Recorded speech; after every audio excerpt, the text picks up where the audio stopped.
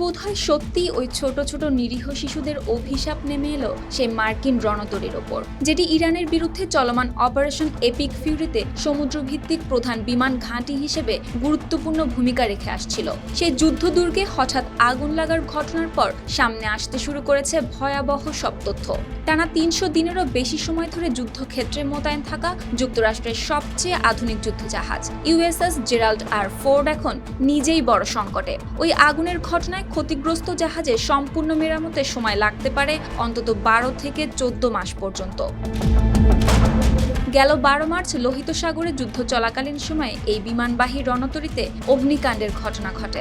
মার্কিন নৌবাহিনীর সেন্ট্রাল কমান্ডের মতে, জাহাজের লন্ড্রি বিভাগ থেকে শুরু হওয়া আগুন দ্রুত ছড়িয়ে পড়ে আশপাশের অংশে। ধোঁয়ায় অসুস্থ হয়ে পড়েন প্রায় ২০০ নাবিক। ক্ষতিগ্রস্ত হয় নাবিকদের থাকার জায়গা।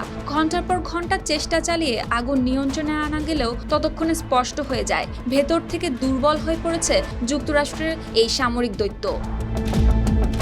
প্রায় ১ লাখ টন ওজনের এই পরমাণু চালিত রণতরী ছিল মার্কিন নৌবাহিনীর ভবিষ্যৎ শক্তির প্রতীক। ৭৫টিরও বেশি যুদ্ধবিমান বহনে সক্ষম এই জাহাজই মধ্যপ্রাচ্যে ইরানের বিরুদ্ধে মার্কিন সামরিক উপস্থিতির সবচেয়ে বড় ভরসা ছিল।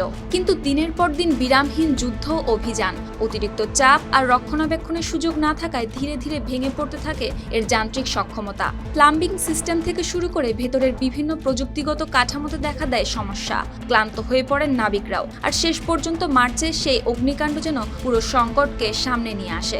এখন আশঙ্কা করা হচ্ছে জেরাল্ড আর ফোর্ডকে অন্তত ১২ থেকে ১৪ মাস বড় ধরনের মেরামতের মধ্যে থাকতে হতে পারে। আর এটি ঘটল এমন সময় যখন মধ্যপ্রাচ্যের উত্তপ্ত বাস্তবতায় বিমানবাহী রণতরীর সংকটে রয়েছে যুক্তরাষ্ট্র। ঠিক তখনই দীর্ঘ সময়ের জন্য মার্কিন নৌবাহিনীর সবচেয়ে আধুনিক যুদ্ধজাহাজটি রণক্ষেত্রের বাইরে চলে গেল। শুক্তি রায়, RTV।